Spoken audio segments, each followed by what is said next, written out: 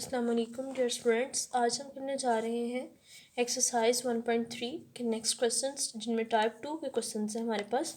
And type 2 के questions आपके पास इस तरह के हैं कि आपके पास कांस्टेंट्स के साथ वेरिएबल्स का फंक्शन मल्टीप्लाई हो रहा है एंड देन किसी सेकंड कांस्टेंट के साथ वही वेरिएबल्स का फंक्शन डिवाइड हो रहा है एंड थर्ड कांस्टेंट इक्वल की सेकंड साइड पे है। तो इसको करना आपने कैसे सॉल्व है, आप इसमें जो वेरिएबल्स का फंक्शन है उसको y के इक्वल लेट करते हैं, देन उसका नेक्स्ट प्रोसीजर हम कंटिन्यू करते हैं। तो इसमें हमारे पास क्वेश्चन थे 6, 7, 8 एंड 9, जिनको हम आज के इस लेक्चर में करेंगे। तो सबसे पहले क्वेश्चन नंबर 6 हम ले लेते हैं। 2x² + 1 + 3/2x² + 1 = 4। इसमें हमने x² + 1 वाले पोर्शन को वायलेट कर लिया, तो यहाँ पे ये y + 3/y = 4 आ जाएगा। अब आपने डिनोमिनेटर को सारा टोटली दोनों साइड्स पे हर फैक्टर के साथ मल्टीप्लाई करना है। तो y से मल्टीप्लाई होकर y², y जब 3/y से मल्टीप्लाई होगा कटिंग हो जाएगी तो 3 एंड सेकेंड साइड पे 4y आ गया। अब 4y को इस साइड से इधर लेके आएंगे तो -4y। आपने फैक्टराइजेशन अप्लाई की, जो कि हम करते हैं। y² के साथ 1 था और यहाँ पे कांस्टेंट 3 है, तो आपने 3 को 1 से मल्टीप्लाई किया, आपके पास फैक्टर आ गया था 3 के आपने ऐसे फैक्टर्स बनाने थे कि प्लस माइनस करने से -4 आपके पास बन जाए। तो उसके लिए आपने 3 1 + 3 किया, 3 + 1 4 होता है।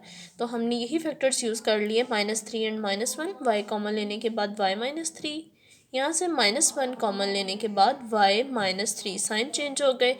तो यहाँ पे दोनों फैक्टर्स जो सेम थे उनको कॉमन ले लिया, रिमेनिंग हमारे पास y -1 बच गया, इक्वल टू 0 कर दिया दोनों को। y का आंसर 3, y का आंसर 1। अब y आपके पास है 2x² + 1 के इक्वल। तो स्टूडेंट्स 2x² + 1 = y था। आपने यहाँ पे 2x² + 1 = 3 कर दिया एंड 2x² + 1 = 1 कर दिया। आपने 2x² को इसी साइड पे रहने दिया, 1 दूसरी साइड पे जाके माइनस हो गया, यहाँ पे भी 1 दूसरी साइड पे जाके माइनस हो गया। यहाँ से तो आपके पास x² = 0/2, x² = 0 आ गया।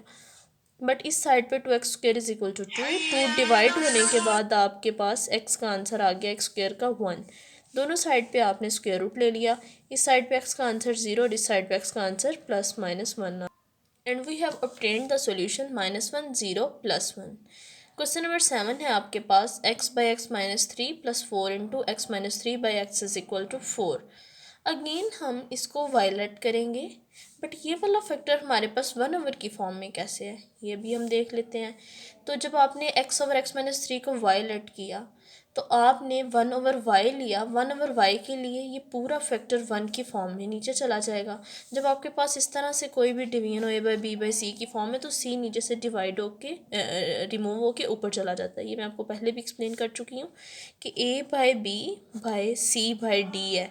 तो आप उसको अगर डिवीजन को ख़त्म करके मल्टीप्लाई लिखें तो ये आपको c/d किस फॉर्म में चेंज हो जाता है, डिनोमिनेटर ऊपर और न्यूमिनेटर नीचे चला जाता है। डिनोमिनेटर्स और न्यूमिनेटर्स को हम एक्सचेंज कर देते हैं, तो इस तरह a/d और b/c बन जाता है। बिल्कुल उसी पैटर्न पे c ऊपर चला गया, ac/b हो जाएगा।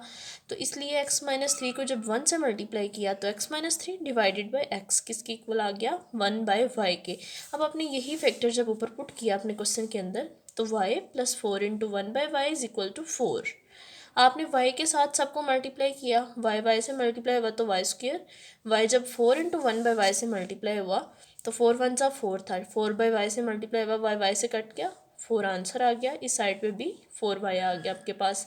अगेन ये प्लस में था, दूसरी साइड पे जाके आपने इसको माइनस करवा दिया और आपने जब इसकी अगेन फैक्टराइजेशन की तो 2 2 = 4 था एंड 2 + 2 आपके पास 4b बन रहा है प्लस माइनस से। तो आपने इसके अंदर से y कॉमन ले लिया, y - 2, सेकेंड साइड से भी -2 कॉमन लिया तो y - 2।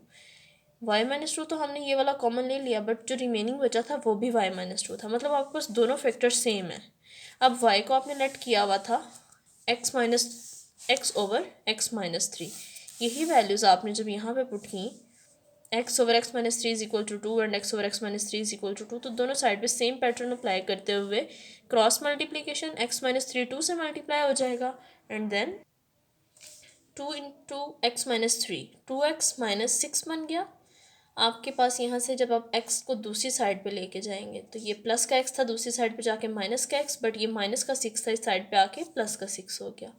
तो 2x minus x is equal to x and minus six इधर जाके प्लस सिक्स आ गया। सिमिलरली दूसरी साइड पे आ गया, तो आपके पास सिक्स आंसर्स थे, तो हमने सोल्यूशन सेट में एक दफ़ा ही 6 लिखना है। स्टूडेंट्स नेक्स्ट आपका क्वेश्चन नंबर 8। क्वेश्चन नंबर 8 में सेम आपने अगेन इसको y लेट कर लिया और ये 1/y हो गया, बट यहाँ पे 6 2 ज़ा 12 प्लस 1 13/6 भी पार्टिसिपेट कर रहा है।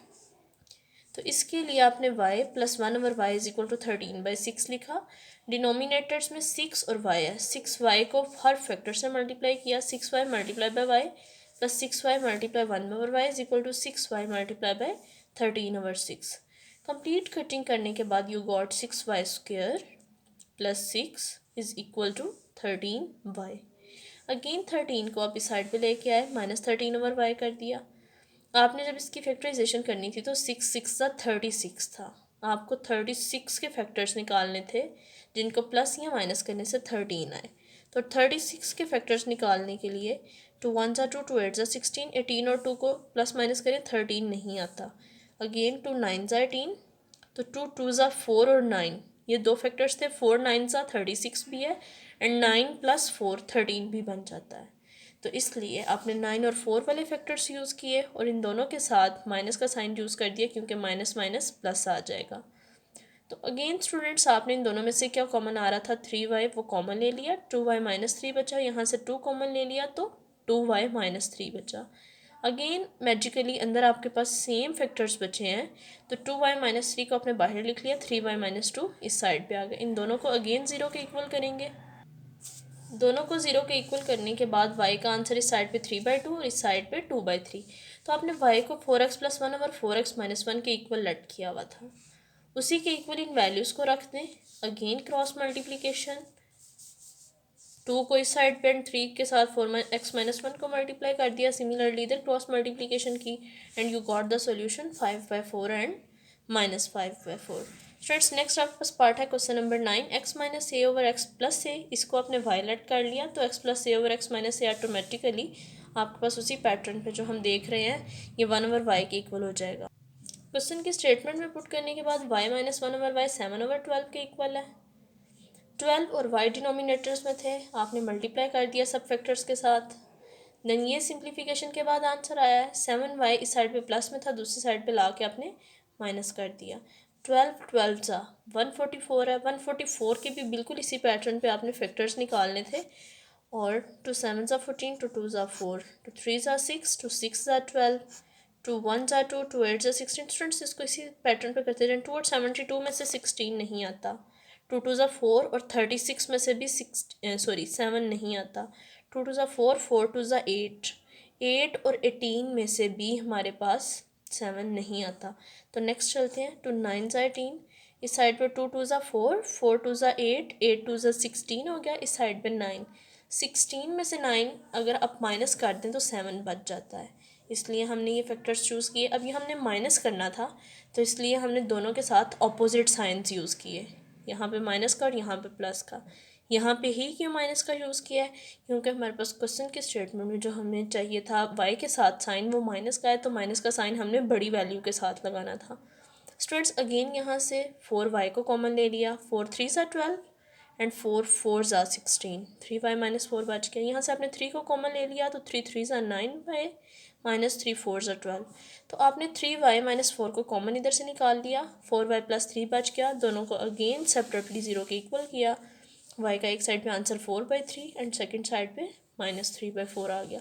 अगेन जो आपके पास क्वेश्चन के स्टेटमेंट में गिवन था, जिसको आपने y के इक्वल लेट किया था, उसके इक्वल कर दिया। बैक सब्स्टिट्यूशन की, क्रॉस मल्टीप्लिकेशन के बाद आपके पास यहाँ पे -x 7a के इक्वल और 7x सिंपल a के इक्वल आ गया।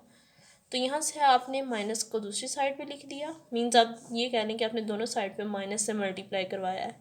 तो x is equal to -7a and x is equal to a/7। तो यही आपके पास आपका सॉल्यूशन सेट है। अल्लाह हाफिज़।